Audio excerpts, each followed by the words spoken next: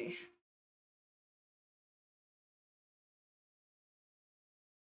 Let's see.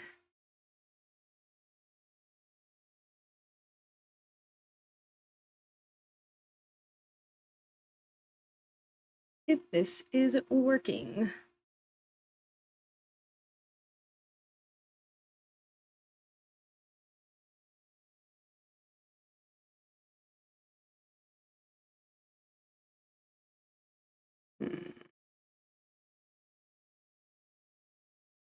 Say Hi. live. Oh my God, there are ads on my live? Cool. Hey, Brittany, can you see me and hear me? I am feeling better. And thanks to you, I have a new setup today. We're going to test something out, but it's going to be a little bit more legit. Hey, DJ, how's it going? Let me make sure I can see everything from my phone. Okay, cool. Can everyone hear me? Can everyone see me? Okay, see and hear me. Okay, thank you, Brittany. Thanks to you, Brittany, actually, I got inspired to go the more complicated route. I spent the whole week, this problem, I kind of like hyper fixated a little bit, and I was like, all right, I'll do it in a legit way. And so I've streamed in the past using like my DSLR camera. Hey, Sammy, good to see you. I'm feeling a lot better. You might still hear it in my voice. It's been like a week and a half now, so not great, but much, much better. But I used to stream using my DSLR camera, and so I set that whole thing up. Now you have to pay to stream using your camera, and I was like, no, I'm not paying a subscription for that. So then I bought a webcam, and I was like, all right, I'll buy a cheap webcam, like that'll work. And I have 4 different microphones, and none of the microphones work for a laptop. They all only work for a computer. So I was like, dang it. So I bought a new microphone and I bought a new software, and I was like, oh, I may have hyperfixated too hard, but that just means I'm going to have to commit to it. But I have a very exciting video for today, and that is I'm going to test something out, and we're going to be rewatching one of my old videos, and we are going to react to it. So let me start over, because I'm going to cut out the whole beginning part, because this gets uploaded to YouTube, so I can trim off that beginning aspect. So let me start over. Hi, everyone. Welcome back to my channel, or to it if this is the first time you're seeing my face. I am live streaming right now with a whole new idea, and that is I'm going to be reacting to my very first story time that I've ever done here on YouTube. So about 5 years ago, I started posting to YouTube. And I thought my channel would be like hair and makeup, because I don't know, I have curly hair. And then I posted one story time, and it absolutely took off. I wouldn't say it went viral, but to this day, it's still like one of my most popular videos. And it was from that video that I was like, oh, maybe I should do story times. And then from there, Sammy knows exactly. Sammy says, is it the Bumble one that got me hooked? Yes, Sam, that is the one we're going to be reacting to today. But the reason I wanted to react to it, one, I haven't watched this video ever since. So when I went and I did my Shadow Brains series, I went back and I rewatched all my videos, but I was mostly reading the transcripts. I wasn't actually like watching, and I was reading the transcripts for like patterns or like little clues that I had, multiple personalities. And so now I want to go back and watch it because I haven't seen it in so long. I will say I rewatch a lot of my vlogs because those are like home videos, and I just love seeing my friends and family. But my story times, I don't know, I feel like weirdly cringy about them.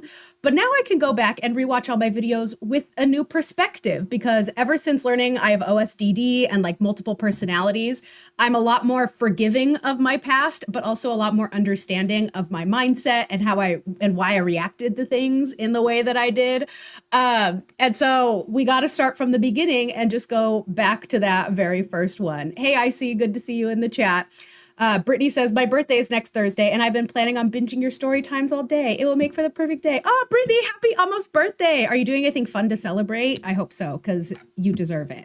Well, we can at least start binging it together and go back to the very beginning. Now, I tried to set this up. I've been teaching myself all week how to use this system, so hopefully it all works out in that sense. And if you don't hear me or you don't see anything, let me know, because we're just going to play around with it today.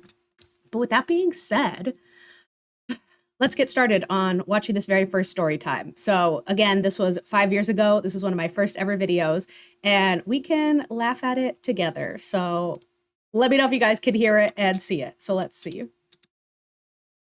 Learning from your mistakes and growing up, so sorry. Okay, I still have that as my intro, but not the music anymore. I've changed the music since. Hi friends, welcome back to my channel. My name is JC, and I'm going to be doing a special video for you guys today where I tell you about just the most awful date I've ever been on. My teeth are so white. The world has been pretty crazy as of late, and I've had a lot of anxiety. I've been feeling pretty down, so I thought it'd be a nice change of pace to come on here and let you guys laugh at my expense. So I will say right off the bat, okay, good, you guys can see and hear it. Yay, it worked. It's important to note that this JC right here that you're watching, again, because I have OSDD in parts, this is who I call COVID JC. So COVID JC is coming off the heels of housewife JC, where I was coming out of like a bit of a controlling relationship, let's just say. I had moved back in with my parents, and this was me moving to LA and being an adult for the first time. So I was in a relationship for 8 years, and it was my high school sweetheart. Like, that was the only relationship I had ever been in. I had only ever lived with him outside of my parents. So this was me living alone for the first time, being an adult. And it was also during COVID. And so COVID was obviously horrible for everybody. The world was shut down. It was pretty scary. So that might be important going into this, but right away, I'm already noticing that like, I'm so soft spoken. Like, I'm so like, hello, welcome back to my channel. UFO, miss your story times. I also filmed a story time, or I'm posting it tomorrow or the next day. So more are coming, UFO, more story times are coming. So just you wait. I got this idea from my friend Alejandra. She actually has a channel here on YouTube for ASMR, Chill Pills ASMR. Make sure to check her out. Oh yeah, I didn't want to steal her thunder because she also did story times, but I wanted to give her credit in case she watched this. And if you like these funny bad date story times, make sure to check her out. But yeah, I just thought it would be kind of fun to come on here and just tell you about the worst date ever and let you guys learn from my mistakes. So if you're interested. Also, side story, I'm in my sublet. So that's not my apartment. That's the sublet that I was staying in. So that's not my actual bedroom. Mine's a lot cooler now. Come on. Then let's begin. Oh my God, the cuts. I forget my editing was also really bad. That was the longest break ever. I should have planted like a fake fact or like a fake part of the story and see if he like messages me and defends himself or something. That would be funny. But then you guys would think that I planted a fake detail. Why am I so quiet? The story's already crazy enough. I'm so quiet. Okay, so for background, so you know I didn't just blindly go on a date with a stranger. I didn't even like give him a code name. I still do that. I still start telling the story and go, oh shoot, I need a fake name. Because that's the first alphabetical name I could think of. So I swiped right on Adam on Bumble, and I liked him. You know, I was being my natural self. You're right. That was natural for COVID JC. She was a lot more quiet and demure. Up with my sense of humor. He was also a personal trainer and had 8 abs, but that had nothing to do with it. But, you know, we had a really good connection. Stupid. So we did all of the usual steps. We got off the app and like gave each other Snapchat so we could like verify identity with like face photos. We got each other's numbers. We're texting for a little bit, getting to know each other a little better. So I feel like I vetted him properly in the sense that I was comfortable meeting with him to go on an in-person date. So that's valid because I was new to the dating game. I was about 25 years old during this photo. And this was like my first time dating because, again, that high school relationship, that was like my first real boyfriend. And so having dating apps was so new and scary. Oh, you guys can see the growth. I can't too. I feel like I'm talking so slowly, though. I'm like, come on. I want to put this video already in 2+ speed. Wow, TikTok has really rotted my brain in the past 5 years since this happened. But I will say with the dating apps that I was scared of them because you guys know I watch a lot of true crime, and a lot of the true crime was like people going on these dates and like getting killed. And so I was scared of that. So I wanted to make sure that, oh, I actually liked the person and like trusted them before going on a date with them. And so with this video specifically, I remember it was probably like maybe the second date I had ever gone on from a dating app. Maybe even the first or second. And so this was like all new to me because I was like, I wanted to feel safe, but then I was also like, but I want to date. Like, I want to get out there. Like, this is fun and new. So let's see how this goes. I'm also not sure if when I actually went on this date, if I was still living with my parents. I think I was. So I wasn't even in the sublet yet. I was still living with my parents, and they were driving me crazy. I was like, I need to get out of here. So I think I was just like eager to date, but also still very wary of dating. When we finally met up, I offered to actually go out to his area because I was going to be out there for a different event on that day anyway. And I said, I'll be free for dinner. So if you wanted to meet up, you pick the place. That's a lie. I wasn't going out there for anything. I made plans after booking this date, but the reason is because I still do this. It's because I want the excuse to leave whenever I want, and I didn't want to be a bother. So this will come up a lot with like the OSDD, is that I guilted myself a lot. I blamed myself a lot. But I also wanted some semblance of control. So by being like, oh, I'll already be in your area on this day at this time, that was my level of control. And then I could be like, okay, well, now I have to get back to my friends, so I have to go. So I'm pretty sure I either made plans after the date, but I wasn't actually going out there. I like made plans because of that. Does that make sense? So for reference, the night before, I had actually gone bar hopping with friends, and I had lost my debit card. And I called in the morning, and the place where I thought I had left it, they didn't have it. So it was a line dancing place. I remember that. I remember actually on this morning, I borrowed $40 from my mom in cash. Oh, I forgot about this side plot. And I was like, oh, I'm about to go on this date, but like, it's $40. Like, first dates are like coffee or, ice cream sort of thing. So that'll come in play later. I forgot about that part. I did lose my debit card. What an inconvenience. To meet him at this one restaurant that I can't remember the name of. And so I was like, okay, cool, I'll meet you there. So I meet him there. He's exactly as I pictured. I knew who he was right away. We go into this restaurant. We sit down. I look at the menu, and everything on the menu was the same price, and that price was about $35. I still have thoughts about this because let me know what you guys think. Is it normal for like I'm still torn. I think it was a pretty expensive first date. I feel like maybe I should have, I don't know. The restaurant that he picked, it was just a really expensive restaurant. And I thought for a first date, like that was kind of a lot. Like usually nowadays, if I were to go on a date, it'd be like coffee for a first date or like ice cream, something very low key. And then for a second date, a dinner date. But if you do a dinner date for the first date, I don't know. Maybe you're trying to impress. I don't know. I still have weird thoughts about this because I was like, oh yeah, I forgot that it was like a really expensive restaurant. And I was like, oh shoot, like, I don't know if I can afford this. Brittany says, I've had some experience before where I felt pressured to leave a social event purely because I feel my character is coming out. It happens out of nowhere. Yes. So I didn't know that I have characters or parts or chapters at this time, but that is going to come up later with this story because in hindsight now it's like, oh, that's what's making sense here. But yeah, coffee and donuts, I feel like is the perfect first date. Don't do like a first date if you don't know the person. Like, again, this is just a Bumble date. If we were like friends before and we were vibing and it was like, hey, like I want to take you out sometime, then maybe dinner, like let me take you out to dinner. I don't know. Maybe I'm just weird in that sense. I'm sure men watching this video will be like, he took you out to a nice dinner. Like that should be great. But I don't know. I just remember I was like, I can't afford this. So already I'm like, oh, this is expensive and I am underdressed. But I was like, okay, like, well, we're here already. Got to make the most of it. Oh, was I underdressed? The first thing that we do is we order Moscow Mules because that was something that we had talked about in our text that was like my drink of choice. I still love Moscow Mules. Espresso martini is my drink now, though. We order them. The waitress brings them, and he like takes one sip, and he was like, ugh, there's like no alcohol in this.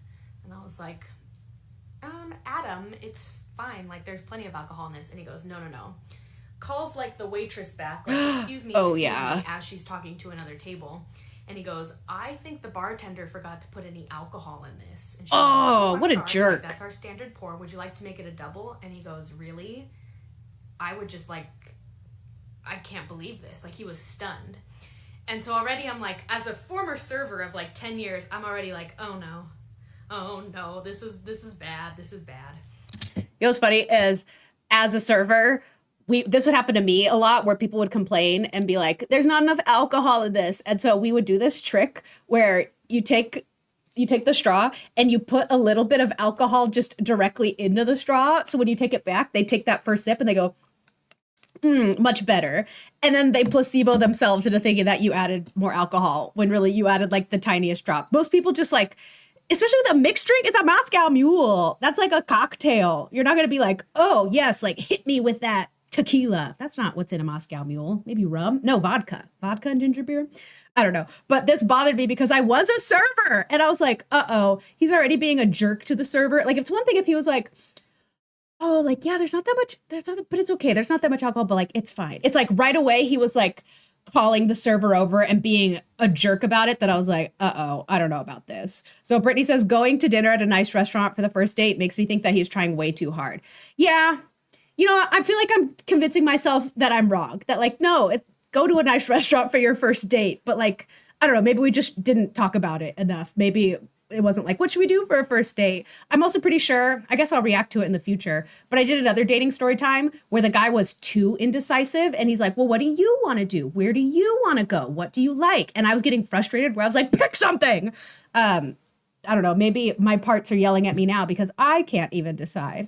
But Sammy said, the first date, in my opinion, all depends on the person and how they want to present themselves to you. Yeah, that's fair, because maybe in hindsight, because he was a jerk, I was like, why'd you pick such a nice restaurant? If he was a nice guy and it was a great date, then I'd be like, that was so lovely that he took me out to a first date. So I'm already torn.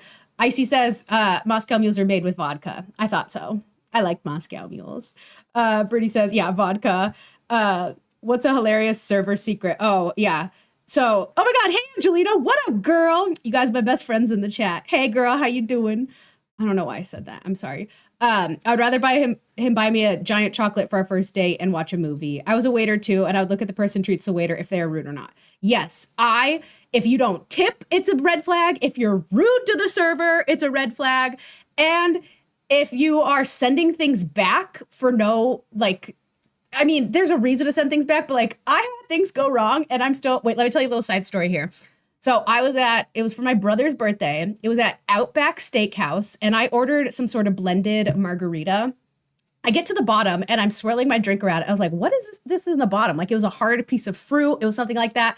I pull it up, and it was a mangled bottle cap. It was a metal bottle cap at the bottom of my drink that I finished. And so I was like, Dad, there's a bottle cap in my drink. So, like, we call the server over, and we're just like, hey, like, no worries, but there's a bottle cap in my drink. And they were like, oh my God, so sorry. Like, the bartender, like, probably popped a beer and it went into the blender. Like, my bad, don't worry, we'll comp your meal. And like, my dad's the kind of person where she's like, no, don't worry about it. It happens. I think it's maybe being a server the way that I raised, that my dad was like, no, don't worry about it. He wouldn't even accept the comped meal.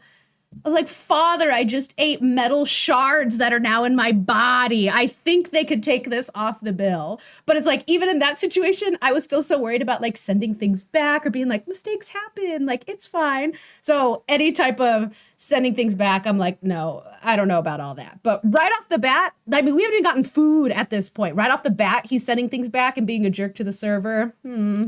I don't know. So he sends his drink back, they bring back another one, and he ordered doubles from there on out. So already I'm kind of getting like those vibes of like, if you're not nice to the waitress on your first date, that's just not a good sign. But I'll give him the benefit of the doubt.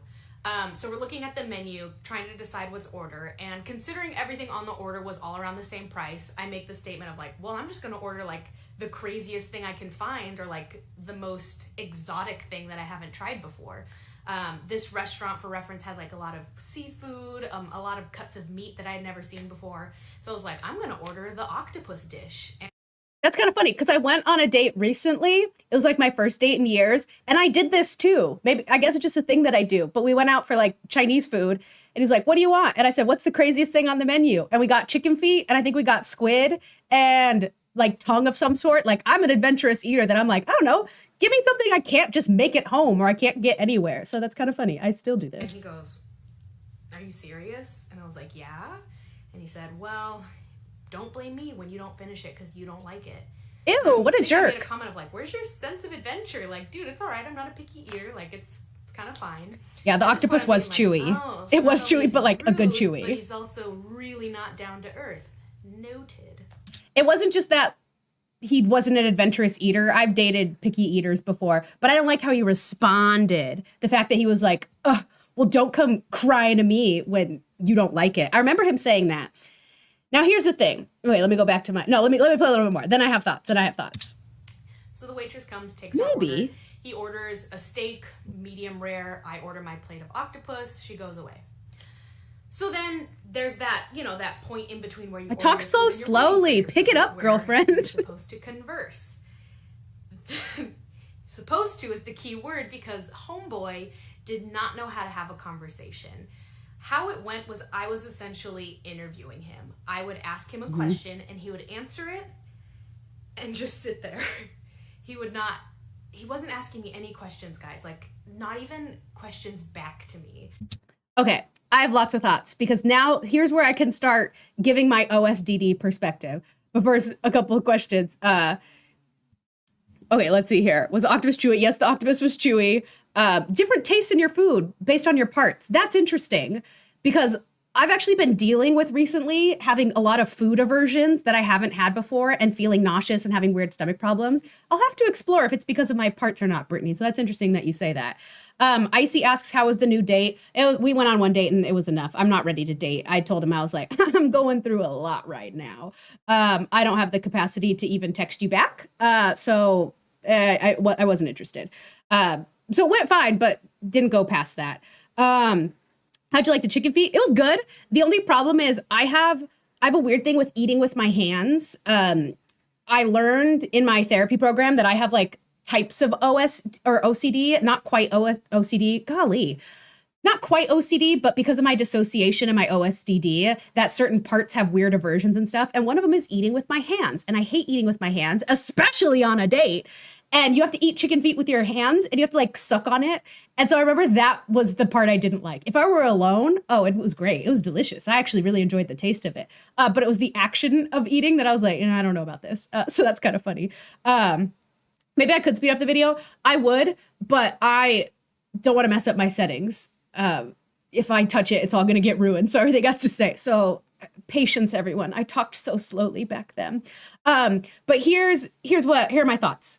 So during this time, COVID JC, she was all about not making people feel bad. And as a safety mechanism and as a coping mechanism, she essentially just didn't have the backbone to leave. Okay, so if you were on a date and like you had all these red flags sort of thing, I also feel like you can't leave anyway before the meal gets there. You kind of have to see it out at that point. I would never be like, you know what, I'm out of here after drinks. I'd at least see where it went or I'd have fun with the date in that sense. But Angelina's hungry now. For chicken feet, yum. But what I will say is that in this whole part that I'm about to go on of asking questions and like he wasn't asking anything back, I've actually been dealing with that in therapy recently that I learned it is something that I do because when in my childhood, everything in therapy comes back to your childhood. I was the middle child. There were things that happened, but I was never asked questions. Like I was never talked to. And so I learned from a young age how to talk to people, how to interview people, because it's kind of like what I craved myself. And that's kind of why I got interested in journalism and why I really like storytelling. It's because I got to ask people the questions that they go, that's a good question. Like, wow, I've never thought about that. And it's like, yeah, because I wish somebody would ask me that question type of thing. But over time, I learned to withhold information. And I don't know why, but over the years, it almost became a little game of like, let's see how much I could get out of somebody before they be like, so what about you? Like, well, now tell me about yourself kind of thing. And I would go to parties a lot and I would play this game where I would get like some of the most random information out of people. I would just love going and talking to people. Even now, I love going places and just talking to every single person and just getting stories out of them, just talking to them, asking them wacky questions. And then after a while, they'll turn to me and be like, wait, so like, what about you? And I'll be like, I don't know. What do you want to know? And then I'll get disappointed when they don't ask me the same level of questions that I ask. And I would, when it comes to dating, I would get upset because it'd be like, I want to explore your brain. I want to know the depths of your past and your stories and everything. And I would get mad when people wouldn't do the same for me. But I learned that it's not a them thing, it's a me thing. And it's directly related to my dissociation. So with my dissociation, I'm basically telling myself stories all day long, but I'm kind of playing out scenarios. So with this date, let's take, for example, for the days leading up to it, I was playing the date in my head. I was practicing conversations. I was already thinking of questions I could ask. And I had this script planned out where then he would ask me questions and I would answer it in certain ways. And so I would dissociate and just fantasize and have this whole plan. And then when it wouldn't happen, like the way that I scripted, like the way that I wanted, I would get so disappointed and I would turn it on them and be like, you don't want to get to know me in the same way I want to get to know you. It's disappointing. And so it's really interesting that that's actually something that I'm still working on, where I still kind of do the daydreaming and fantasizing and then getting mad when people don't fulfill the script that I imagine. But I'm also learning that, JC, you have to contribute to the conversation. It was a huge thing in my therapy where my therapist was like, you're asking questions and like, sure, he's not asking anything back, but are you making it a two-way conversation? Are you giving up any information? And I go, no, because I want them to want to know. And so I've had to learn that I have to pitch into the conversation myself. And so watching this back, I didn't realize I said all that, but it's funny because I'm directly working on that right now.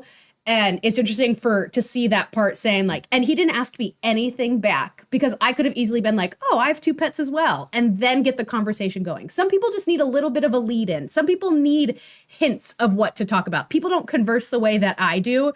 And that's something that I have to learn how to deal with, which is kind of interesting. But he says, it's the same kind of thing in my field. We get to ask the patients various questions about why going on with them for the sole purpose of trying to figure out what is going on with them and helping. Why can't I see the comments on my phone? Weird. Yeah, I think it's also one of the reasons I loved therapy was because my therapist would finally ask me questions that would make me think and like get to know me. And I was like, yes, this is what I want. But then I would also get frustrated when she would ask me questions and I would spew out like this beautiful story time. Like I'd tell it in detail and she'd be like, no, get to the point. Why this? And I'd be like, hey, give me a minute. I'm telling it in a story. And they had to tell me like, JC, like, we don't need you to tell these stories. Like we're trying to therapize you. And it was a big learning curve. So still working on it, but I've learned that I also need to contribute to the conversation as well. And I also don't need to interrogate people on dates anymore. I used to do that all the time. No wonder people didn't want to date me. Anywho, For example, I think I said like, oh, so do you have any pets? And he was like, oh yeah, like I still live with my parents, but we have a wiener dog and a Labrador. Sweet edit. Or do you want to just ask me that question back? Okay, yeah, that is weird. He wouldn't ask that back. He would just sit in silence. That's weird. Like not even asking me that question back. Even like, what about you? I'm kind of realizing, okay, I'm not into this guy. I don't like this guy. Let me test him a little bit. So I decided I was not going to ask him any more questions after like 15 minutes of just me straight up interviewing him like I'm Barbara Walters. So yeah, I did do that. Questions, thinking he would kind of take over the conversation and either ask me questions back or just continue to talk. Guys, he just stopped talking. Like that's weird, right? And at one point, he took out his phone. I forgot about that. Instagram. So I'm like, okay, like, I don't know if this guy, his ego is just way too big. What I think I started learning based on just like his preferred topics of conversation was that he is a personal trainer. He was very attractive, that he just kind of expected that to do all the work for him. And I was like, no. Yeah, that is weird that he wasn't even being like, the dumb questions like, so where are you from? Like, what do you like to do?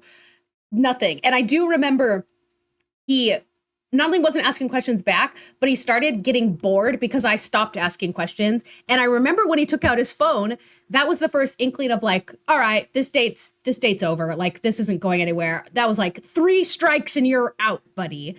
But that's also where I'll have thoughts as well, because I stayed on this date for far too long. And if you haven't seen this video, you'll see what happens next. And I'm embarrassed in hindsight, but I have thoughts about it now. So the food comes. Yeah, Brittany, he really did enjoy talking about him. And I also think probably in hindsight, he was one of those, like, I don't want to throw the word narcissist around, but like, he didn't want to get to know me. He just liked being wanted and liked talking about himself, that he didn't actually like me. So that's fair. Oh my guys, my octopus was so good. I'm gonna see if I can like look up what the restaurant was and like put a photo here. If I do, it'll look like this. Yeah. Wow, I put the name of the place too. Yeah, it was really good.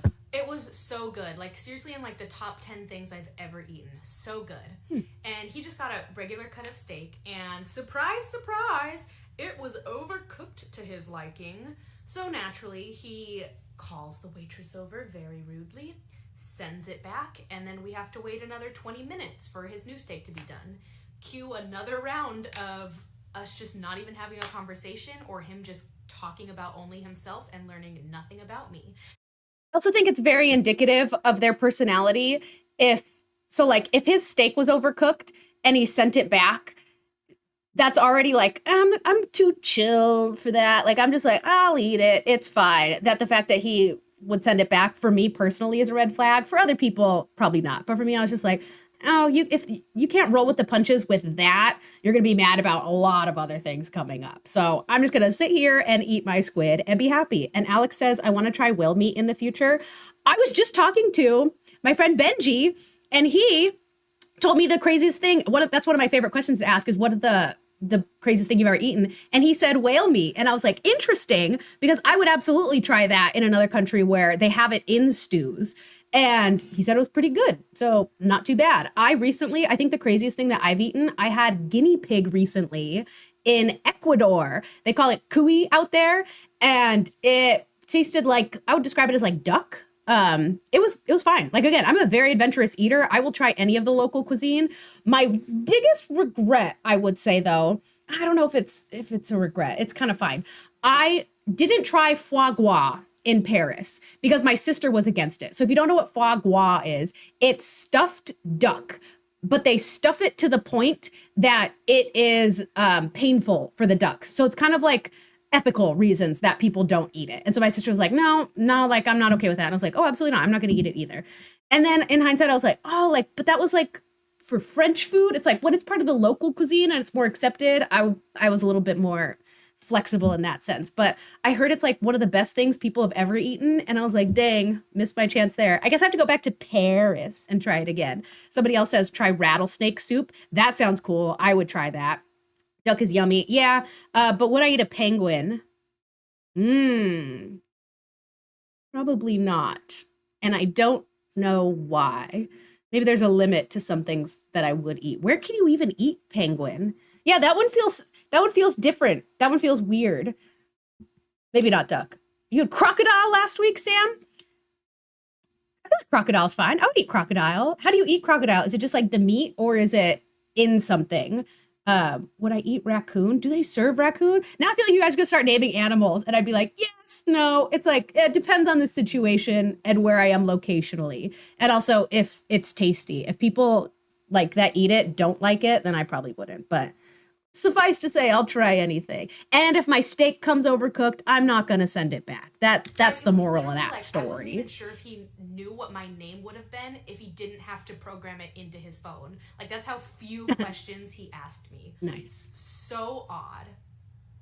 So he gets his steak back. We finish our I don't food, cut out a lot of the and then, breaks like I do now, which I think is part funny. dreading happens where like the check comes, and it was over $100. And guys, like, that's just expensive. don't take your first date to a place that's going to be over $100. Like, you don't even know if you like the person yet. Why commit to that much money? It was so odd to me.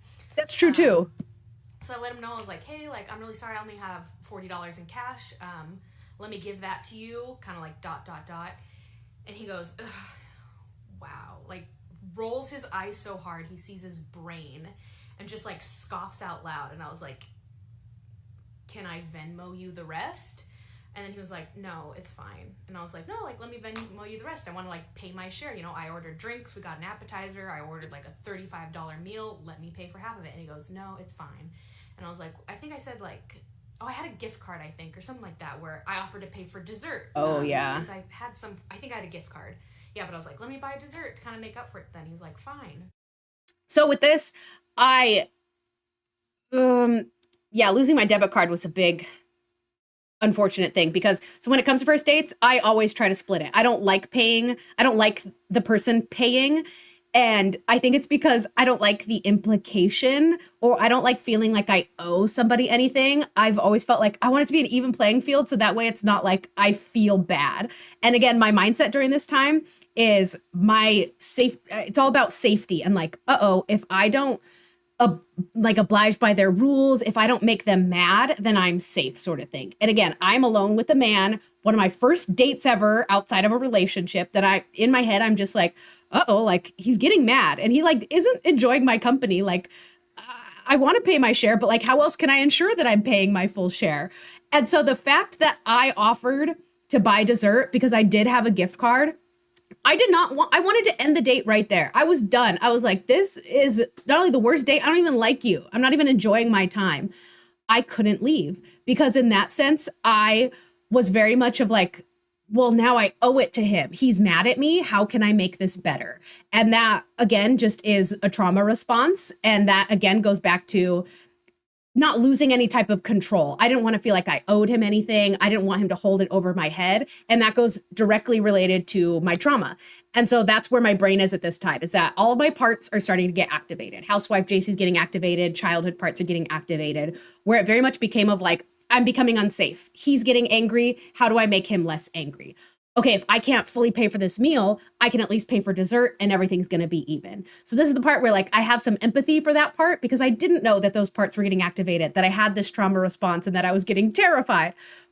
But it's like in hindsight, I would have been like, sucks, see ya. Like maybe I would have Venmo'd him, but it was so unfortunate the fact that I lost my debit card. That all really happened. And that was so unfortunate because if I had my debit card, I would have just paid for it. I also didn't have a credit card yet at this time, 5 years ago. Again, I was a different person. But just interesting because I wouldn't act this way now. But, you know, times have changed. We're leaving like a knife to my heart.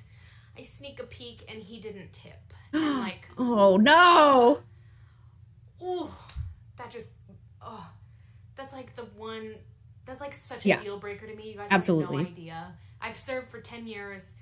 A check over $100 when you're there for like 2 hours, like that's a big deal. And I was like, oh, this dude's, he's a dick. He's a dick.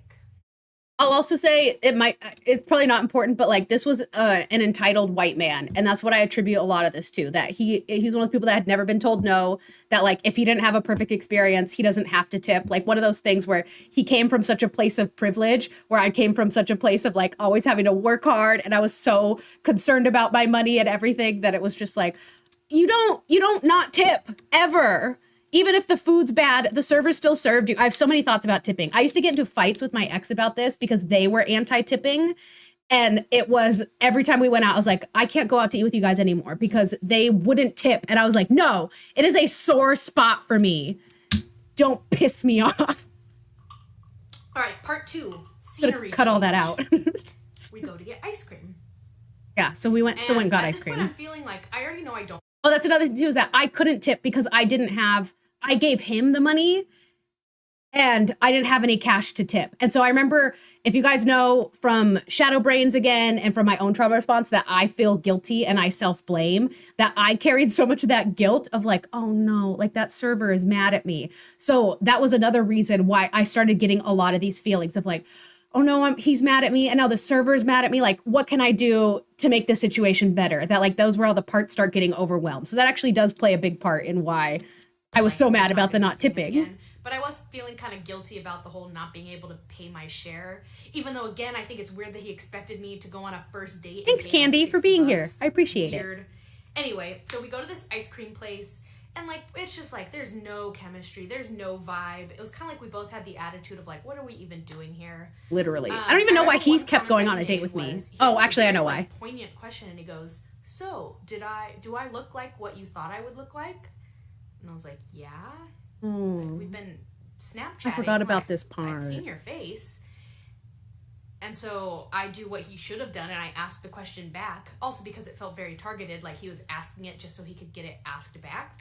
I said, "Do I look like what you thought I would look like?" And he goes, "No." I was like, "Why?"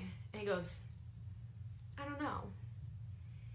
Let me see if I say it. I knew what he meant. Yeah. And I think it's because we were sharing like face photos of just like, oh, like off to work kind of thing.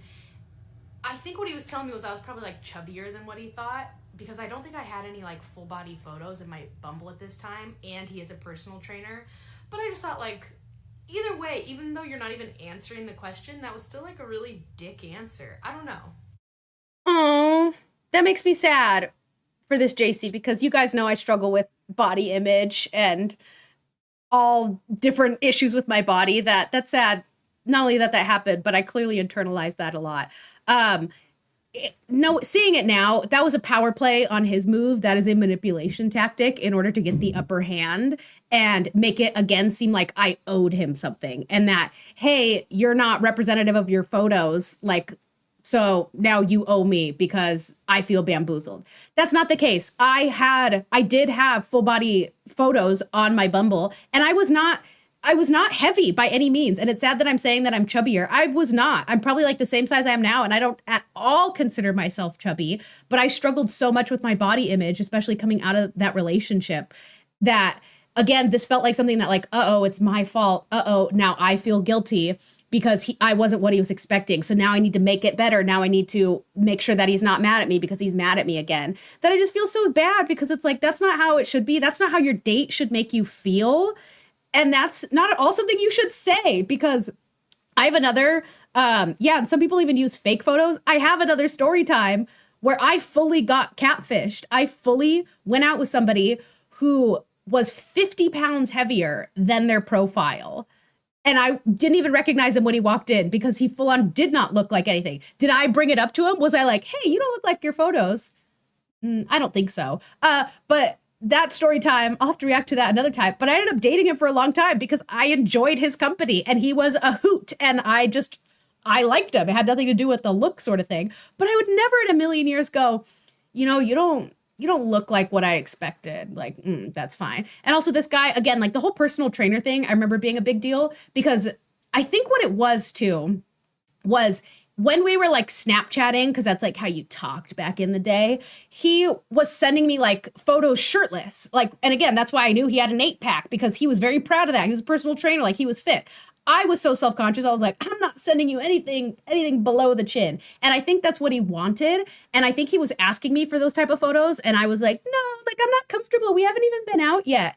And so I think there was a level of like anger that he had that I wasn't sending him those photos, that I think he was almost trying to spin it in a way, being like, had you send me those nudes or those full body photos or that bra pic, then I would have known what your body looks like. But because you didn't even do that, now I'm disappointed. And again, it was like such a fucked up narcissistic manipulation tactic that I'm getting mad, because I was like, I forgot about that part.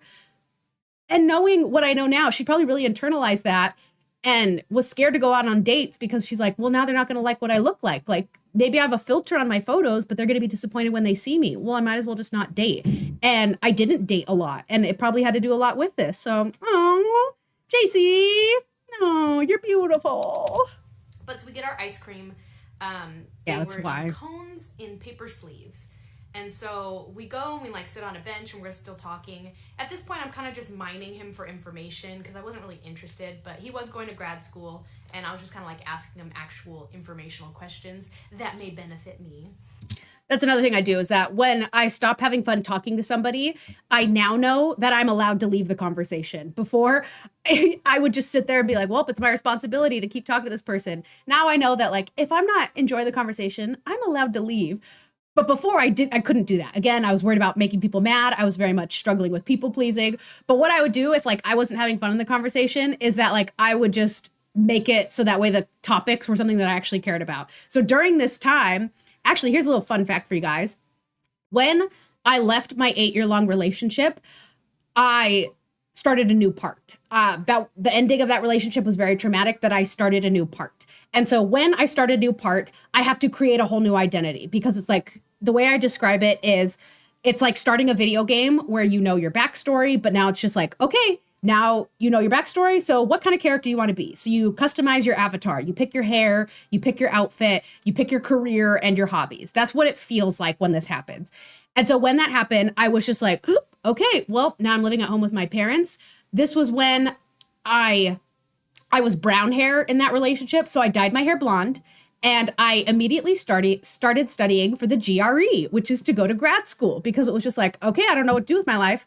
I might as well go further my education.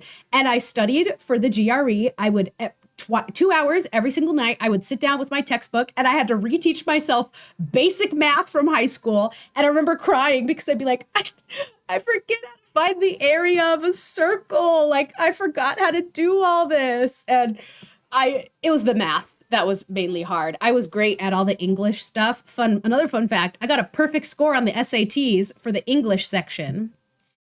We won't talk about the math score, though. It was fine, but like, English was great. Math was hard for me. But I started studying for the GRE, and I thought I was going to go to grad school. So during this date was when I was studying for it. And I was just like, all right, tell me more about the process. Like, how are you going to pay for it? Like, what are you studying? What are your applications like? So it wasn't a fun, cute date conversation, but it was very much of like, all right, well, now I'll just get information out of you. I planned on going I didn't even know. I literally was just going to take the GRE and decide later. I think I was going to do a business degree or a communications degree, because in this mindset, I didn't even care about what job I wanted next. I didn't even care about like, oh, I want to become a marketing executive or a big journalist. I just wanted the degree. I wanted something to do. I wanted to give myself some sort of purpose. So just by taking the GRE, which is a huge undertaking, like people take months to study for that test. To me, it's very comparable to me running my half marathon, where it was very much of like, the validation of like, wow, you trained for it, you worked for it, and you ran it. Like, check that off your lifetime bucket list. That's kind of like what taking the GRE would have been for me. I don't even think I would have gone to grad school, because you don't get financial aid in the same way as undergrad. I couldn't have afforded it unless I got like some cool like fellowship or scholarship. I didn't even want to. It was just like, I'm a new part. I need a purpose. I guess we're going to go to grad school. And then I didn't. I did reconsider going to grad school sort of recently. It's actually what I thought about using my settlement money for, where I was like, hey, why don't I use this to further myself and to better myself? I'll go and get my degree, and that way I'll get more access to better jobs in the entertainment industry. And I'm glad that I didn't, because then I would have wasted my money on a degree that I didn't even need for communications. Do your parts have different names?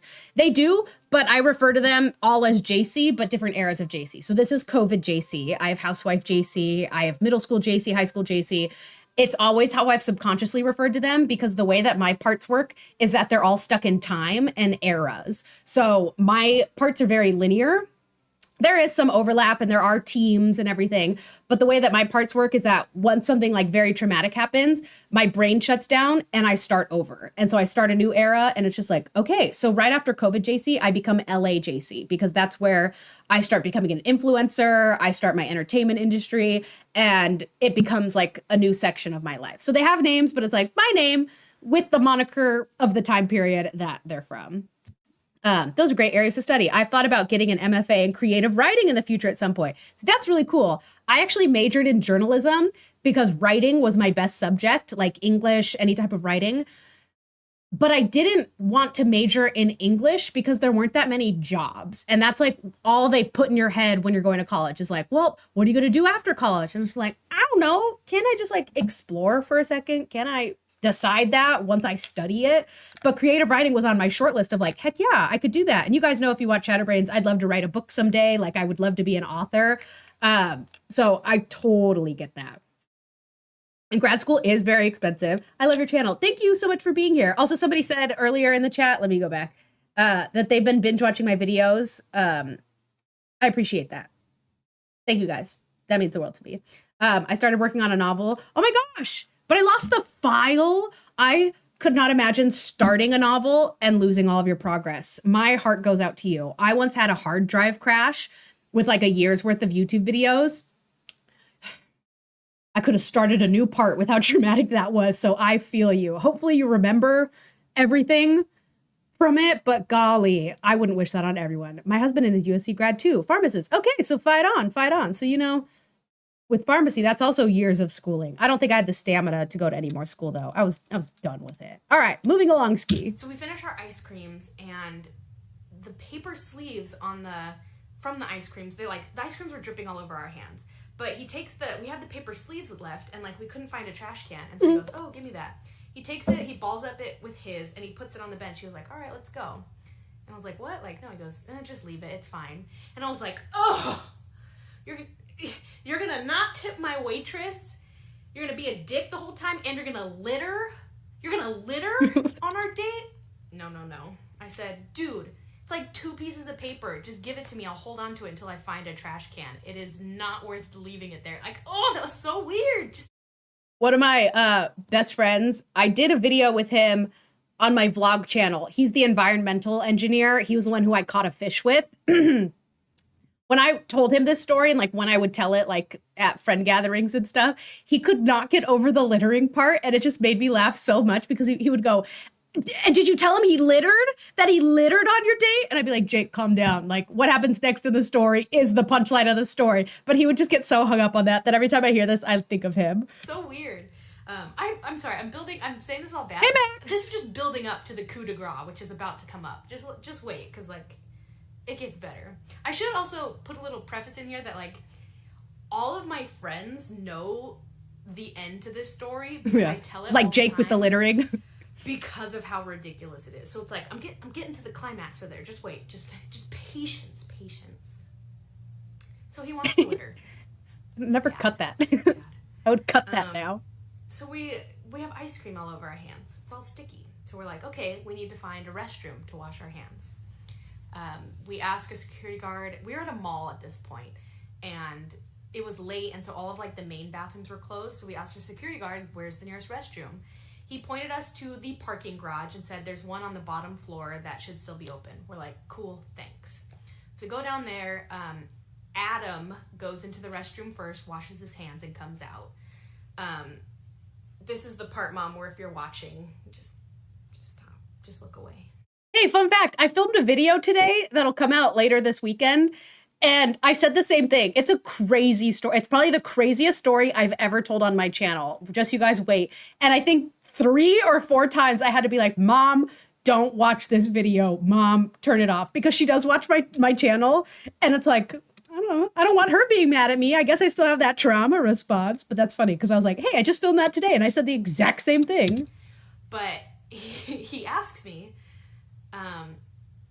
oh, wait, I will say I have 2 videos coming out this week. So it's going to be the second of the 2. Whenever I mention a limo, that's the story that I'm talking about. So stay tuned. Oh, I forgot to give a really important part of my story.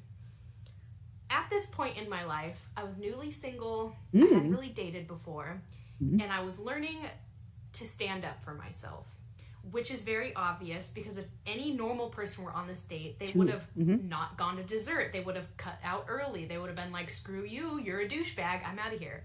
I was still learning like how to say no, how to stand up for myself, be confident, that sort of thing. So he asks me.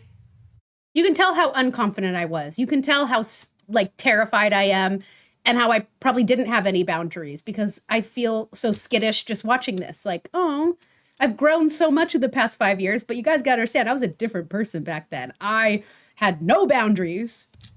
He says, before I go into the restroom, knowing that he has no chance of a second date, there's no chemistry here, there's no vibe, he throws his Hail Mary and he says, "So, have you ever, like, done it in a public restroom?"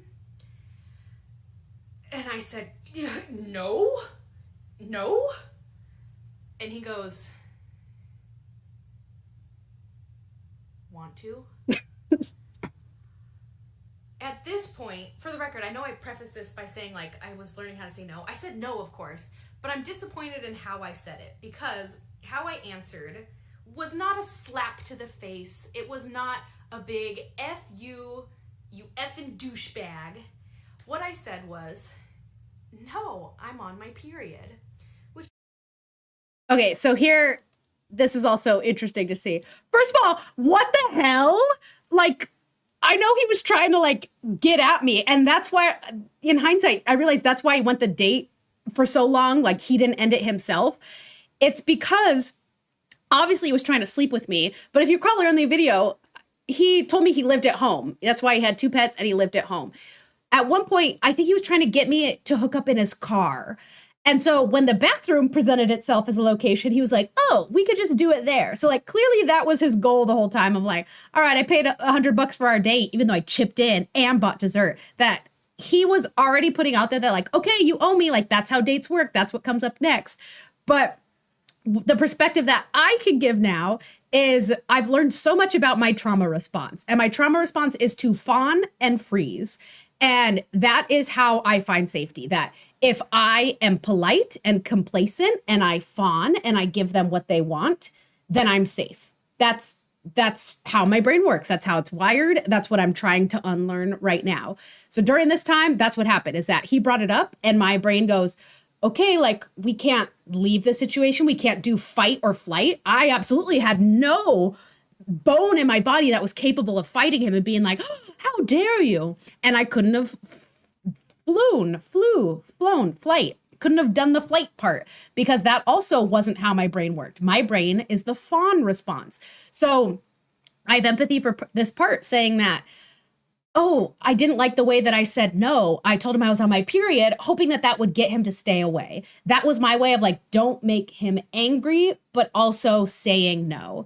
And again, like I wouldn't respond that way now, but that's absolutely how my brain worked. And it's sad that this guy didn't get slapped across the face because just you wait for what he said next. If you guys, everybody, I'm going to take a pause. Everybody take a pause. Put an emoji in the chat if you've never seen this video. Put like a hands up or a heart emoji if you have never seen this video. Because this story, I mean, not only did it happen, but again, this was my first viral story time because of what he said next. And when I would tell people this story, like in real life, they were like, that's not real. And I'm like, no, you guys don't understand. There are entitled, privileged white men out here going around and victimizing poor, innocent, sweet girls that lost their debit card and ordered Moscow mules with enough alcohol. And they're going around and saying this. Max, you've never seen this video?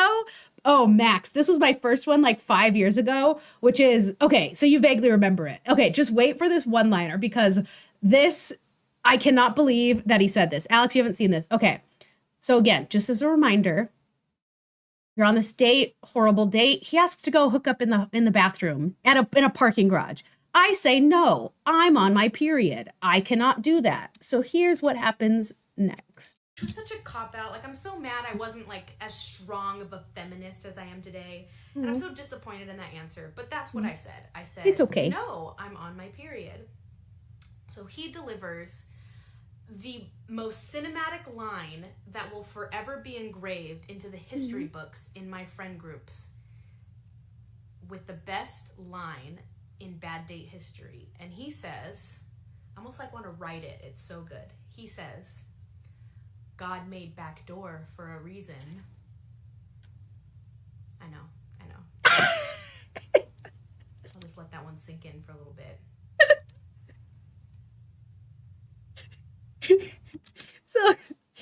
So his put up is, oh, so we can't do it in that hole, so we're doing it in the other one then.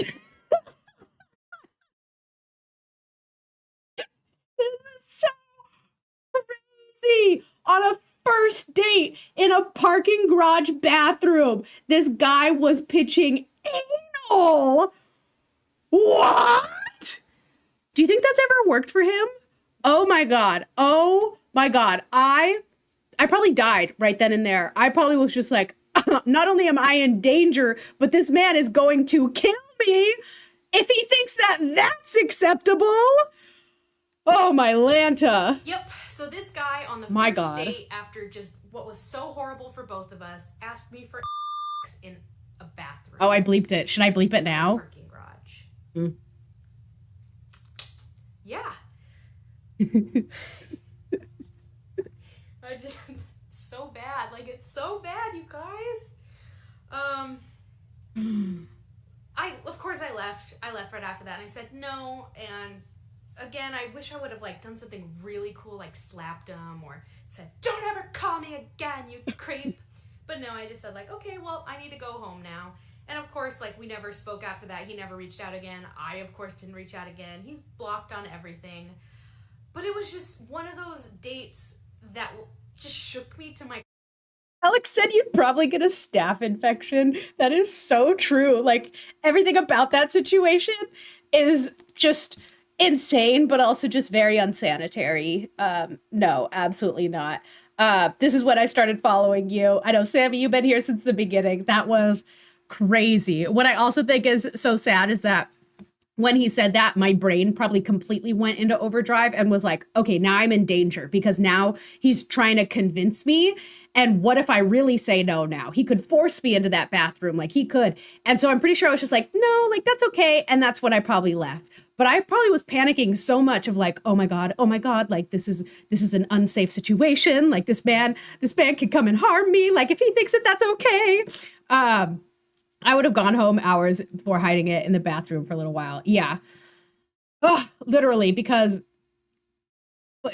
what a story, right? Like the fact that a Bumble date would say that on the first date. I just can't get over the whole, I can't get over the whole like the bathroom garage thing because I truly don't think, or I truly think that if the bathroom didn't present itself as a location, he would have tried something in his car and he would have tried to been like, let me get something out of this date. So glad I didn't give him anything, but it was just like, oh my gosh. That's crazy. core that How does the I story dated end? for probably like 6 or 7 months after that. Yeah. Okay, yeah, that's what happened. Is that date kind of fucked me up. Like that date kind of messed with my head. Not only with the body comments, it made me, I wonder if I say it. Actually, let me see what I say here. Like, Because I know what happens. That was really bad. I also had to reflect on the fact that that could have been a potentially dangerous situation, which this is the sitcom message of all of this, is that I could have been in a lot of danger. You know, we were alone in a parking garage in a bathroom kind of thing, and something bad could have happened. Let me see if I say it. I am grateful nothing bad did happen, and I am grateful that I actually did have such a bad date because it made me learn my worth. It made me learn my standards and kind of learn what man I would want to date, but also true. that I just wasn't ready to date. I was newly single, and I just think I was in over my head trying to do the whole dating montage, and it just wasn't something that I was ready for, and it was something that I didn't actually like at the time. So here's the sad part, is that you can kind of see it here a little bit, is that I started blaming myself for how bad that date was. I started internalizing that it was my fault that I put myself in that situation, that it was my fault that I let the date go so far that it got to that point. It was my fault because I wasn't ready to start dating. And nothing about this was my fault. Nothing about this had anything to do with me. This guy was such a jerk, but that's how my brain reacts, is that, uh-oh, I have to self-blame. I put myself in a dangerous situation. Well, now I can never let that happen again. And so the punishment, because again, if you watch Shadow Brains, you know that I also struggle with self-punishment. The way that I punish myself and the way that I learned the lesson is not, okay, next date, like maybe have more boundaries, or next date, have a much lower key first date, go out for coffee. The punishment is now you can't date. That's it. You had one bad date. Now you can't date. So I'm so sad to hear that I didn't date for 6 months because I was punishing myself for the way that that man treated me. And it's so sad because it's kind of one of the reasons I wanted to do this live stream series, is because I have such a new perspective about my life and the situations. And I want to reflect on these parts who felt that way and felt certain ways with this new perspective that I have of like, oh, they were trauma responses. I had OSDD parts happening and I didn't understand it. But so many things about the way that my brain was wired and worked, it directly impacted my social situations, my dating life, that this is helping me heal in a way. It's helping me look at this part, look at COVID JC and go, baby girl, none of that was your fault. Like absolutely nothing was your fault. Like Brittany says, it's not your fault at all. This is the sort of situation that definitely teaches you the sort of behavior that should be accepted from another person in a date and relationships. Yeah.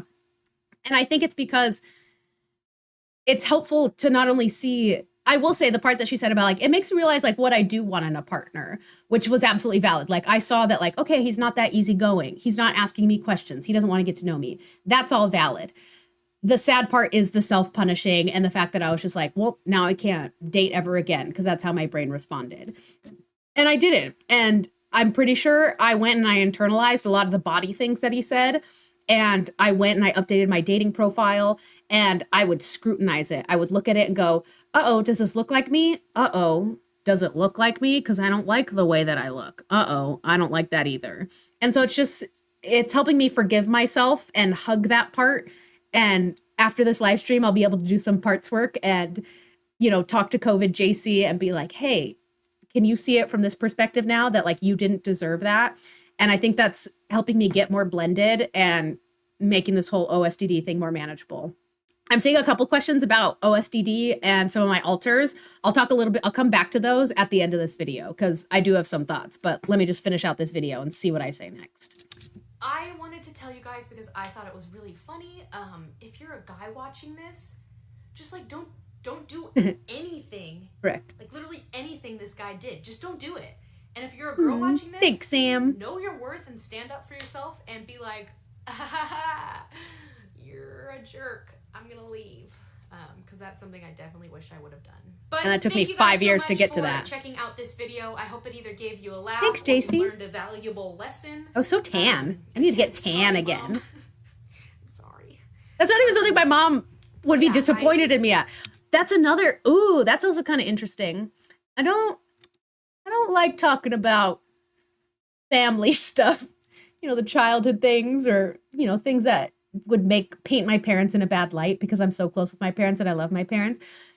But it's interesting how like so much of my trauma response is like worried about not making people mad.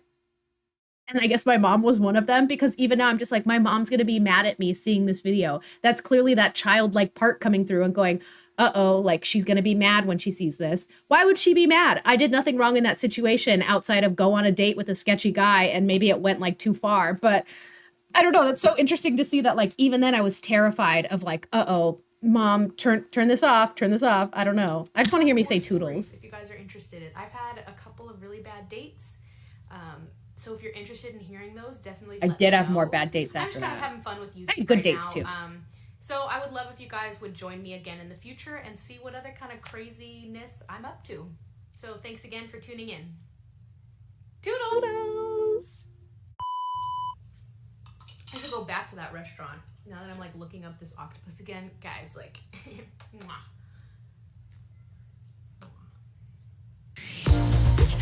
Lame.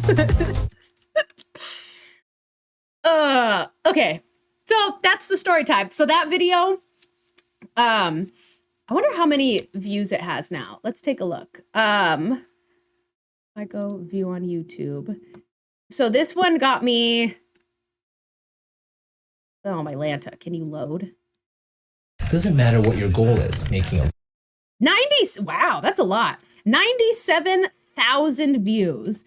That's probably one of the most viewed videos on my channel. And what's interesting is that when that video did well, I'll actually be talking about it in the video I'm posting either tomorrow or later this weekend. I forget which one it was. But I, around this time, had a TikTok go viral as well. And so because I had like two things do really well, that's where I was like, I've made it in Hollywood. I'm an influencer. Time to quit my job and pursue this. And I did. And so the success of this actually really led me to continuing my YouTube channel because I was like, what? People like my stories? Thank you for that.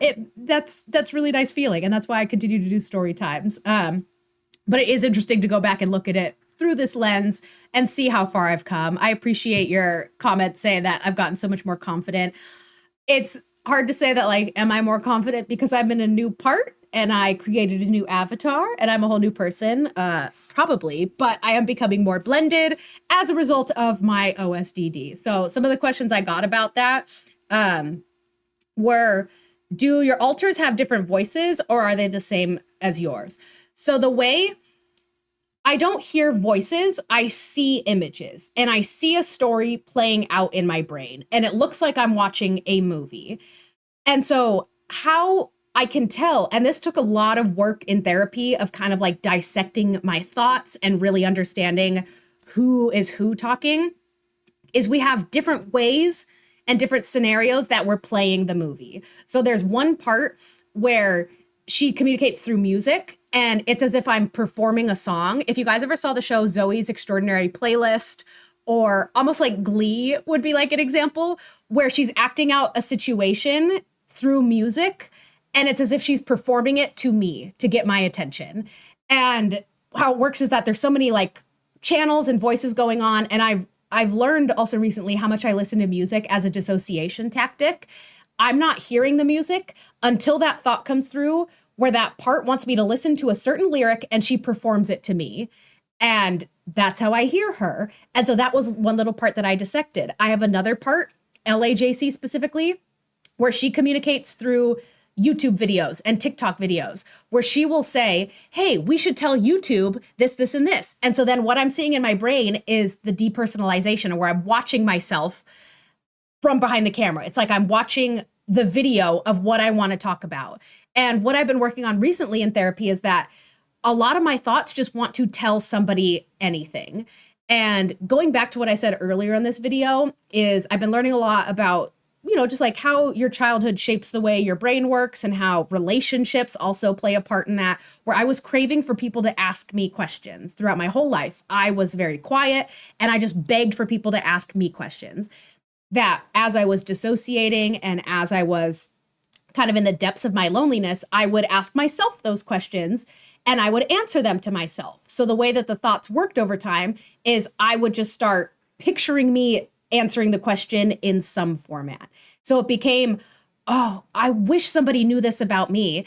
And my brain goes, I'll tell it in a YouTube story. I'll tell it in a TikTok, and it's going to look just like this. But really, it's that part telling me, telling my true self what they want to know about me. And so I've been learning to have that conversation with that part in that time of like, wait, what are you trying to tell me? Oh, like you're struggling with your body image today? We don't need to tell YouTube. You can just tell me and we work on it. And it's been so interesting to see how my brain has changed, because I would make that YouTube video. I would make that TikTok, and I would have so many ideas of like, oh, I need to tell people this. I could create a series about this. I could make that into an Instagram post. And then I would overwhelm myself. And then I would get mad at myself and defeated that I couldn't complete all of these things that I wanted to do. I couldn't write that novel. I couldn't start that YouTube series because I'm still just trying to make the basic TikToks every day. And I'm still just trying to do this. And then, as you guys know, I would blame myself. I would get defeated, and then I would punish myself, where I would say, okay, well, we're not going to hang out with friends this week because we have to get all of that done. We have to get all of our ideas out there. And so what I've learned is that, oh, that's LAJC trying to communicate something to me. We don't need to actually make the YouTube video. She just wants me to know something. Okay, now I'm listening. Now I can work with that in real time. So that's kind of like what it looks like with blending, is that I've been trying to dissect how they're communicating through me. And that took many, many months just to even do that. That now I'm at the point where, okay, now what are you trying to communicate and how can I help? So how it works with parts work is there's a whole thing with like mapping out your inner world, with starting that dialogue. But one of the things that you have to do with your parts is you have to ask them, what do you want me to know? And what can I do for you?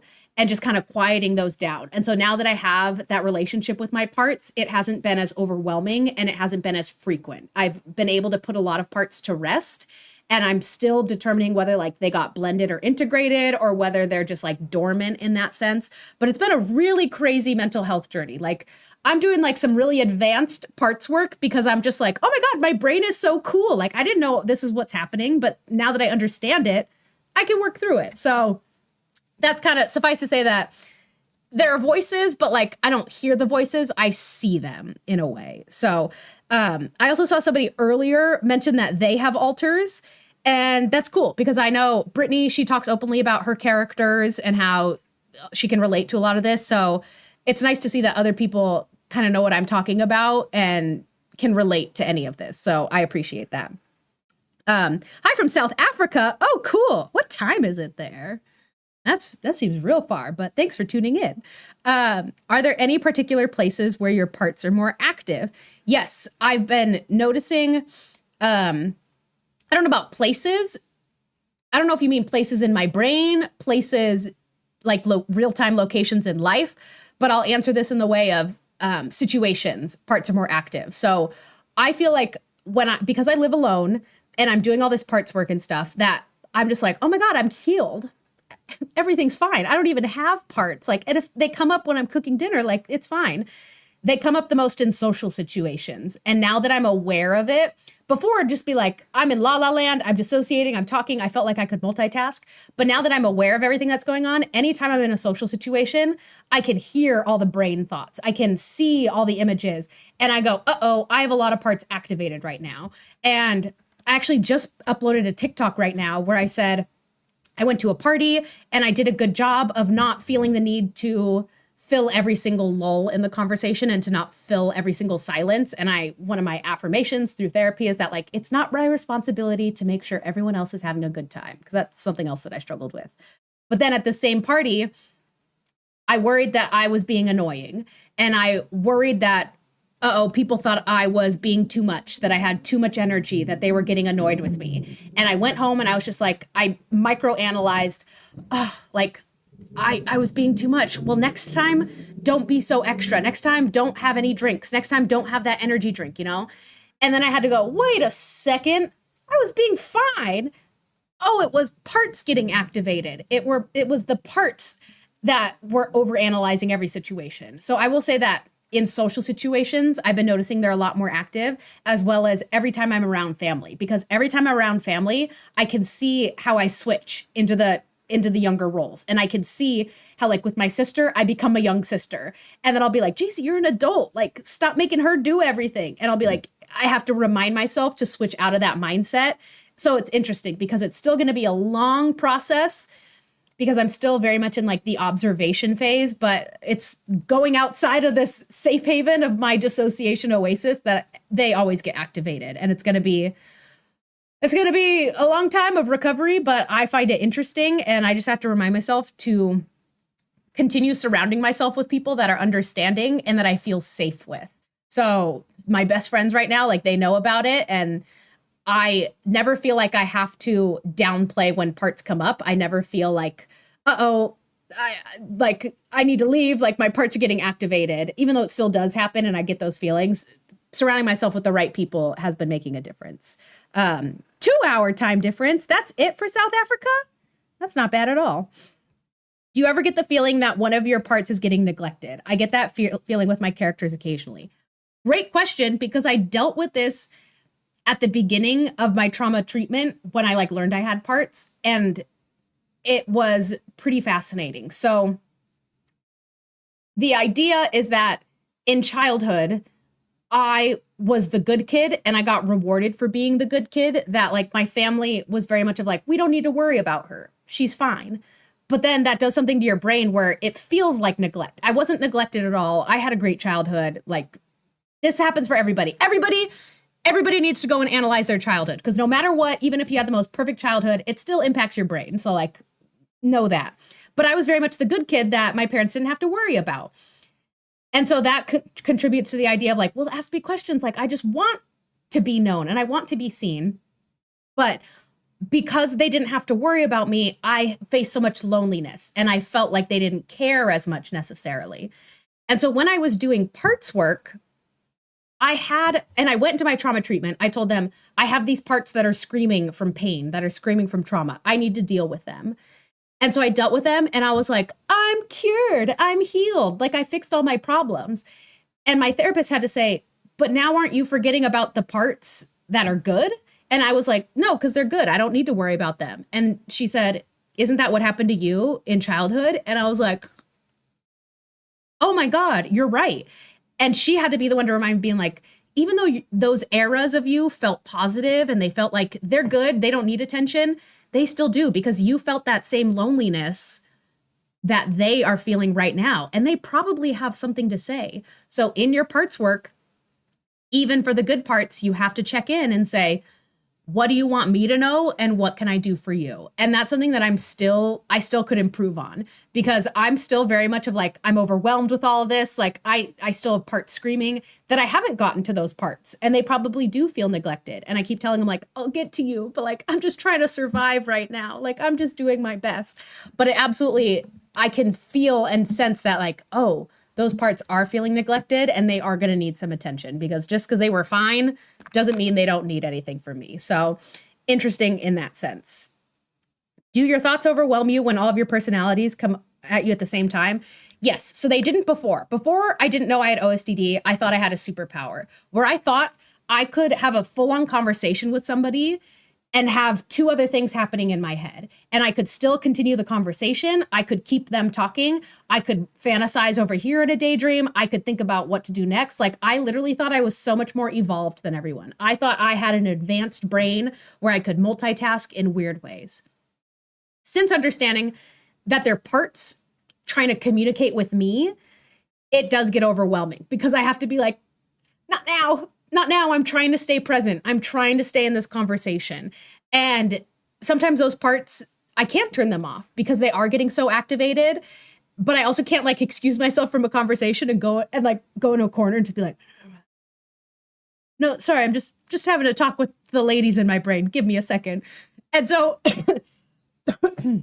excuse me. So it is tough because that is what I'm actively working on. And that's where social situations are so interesting. I will say, drinking makes them more active. So like when I go out and I have a couple cocktails, I can feel that they're getting more active. But weirdly, when I drink, they don't overwhelm me. Weirdly, when I drink, it feels like they're all having fun. But then sometimes I feel like during the come down of that is when they start internalizing things, is when they start panicking and their trauma responses all collectively happen. And I start getting anxiety. So lately I've been leaving a lot of social gatherings early because my brain will start being like, everyone's annoyed with you. Uh-oh, like we're unsafe. Uh-oh, we need to get home. When the situation's fine. I wasn't being annoying in that sense. So I'm working on not letting it overwhelm me and how to work with them in real time to not take over the brain and make me act crazy. Yeah, I think you answered my question. Oh, I thought you meant California time. I love every form of you. Oh, thank you, Angelina. Angelina's one of those people that like I feel so safe with that it really makes a difference of like, sometimes I'm just like, she's seen me switch in ways that I haven't switched with other people, where like I fully have become a child in front of her and she would be like, what are you doing? And it's like, oh, I understand now what's happening, but it's nice to know that she's there for me. So I appreciate that. Watch from Australia for my lunch break. Dang, we are going global with this. I appreciate you guys. Texas, California, Florida. That's pretty crazy. Brittany says, I quit drinking alcohol this year, but I think my drinking would cause my characters to black out. Yes. Oh my gosh, Brittany, I'm so glad you brought this up because for years, I always blacked out when I drank, but I didn't feel drunk. I just felt like my brain stopped recording. And I would tell people, I was like, oh, I blacked out last night. And they're like, huh? You weren't even that drunk. Like, not only were you not sloppy, you weren't even that drunk. It does something in our brains. It does something where parts are turning off. And there's so many times where like, I would get myself home and I'd be like, wow, like I'm glad I got myself home safely because I don't even remember that part. Hasn't been happening for me as much lately. And I think it's just because of all of the nervous system regulation that I'm doing. I think it definitely triggers our nervous system in a way that I need to look into. But that's so interesting you say that because that is absolutely something that I've experienced where it's different parts of me that are blacking out. It's like my true self can be there and be present and coherent, but then other parts shut off. It's really interesting. So I'm gonna have to do more research on that. But yeah, so that's just kind of like some more OSDD updates and how I'm doing. But I'd like to continue this series and going live and just kind of like reacting to certain things. They might not always be OSDD related. They might just be like, I don't know, looking back and laughing at some of these things. But I'm glad the stream worked. I always love hanging out and talking with you guys. I'm working on staying consistent. So actually, next week I probably won't go live because Angelina and I were talking about going to Dave and Buster's next Wednesday. So maybe I'll go live Thursday. I don't know. So I'll have to see how my schedule goes because, you know, things come up. So we'll see. But where I'll post about it if I switch the time will be my community tab. So I'll just get in the habit of every Wednesday, like at 6 o'clock, scheduling this live stream because I didn't know I could do that. So that way you'll know if I'm going live, like at least an hour before. And if I switch the date, like I'll let you know in my community tab here on YouTube. So hopefully that makes sense and hopefully that works out. But I love the live reactions. So fun. Good. I'm glad. I love hanging out with you guys. But I'm going to end the stream here. It's been a pleasure experimenting with you guys, chit-chatting with you guys. I'll see you next week, maybe on Thursday, if we end up going to Dave & Buster's on Wednesday, Angelina. And if not, I have 2 videos coming up soon, and they're going to be one's silly and one's crazy. So let me know your thoughts in the comments below. But I love you guys so much, and I'll see you in the next live stream. Toodles. I need like music that plays me out of this. Have fun on Wednesday. Thank you. Great stream. Have a great night. Bye, Sammy. Bye, Brittany. Bye, Icy. Bye, everyone.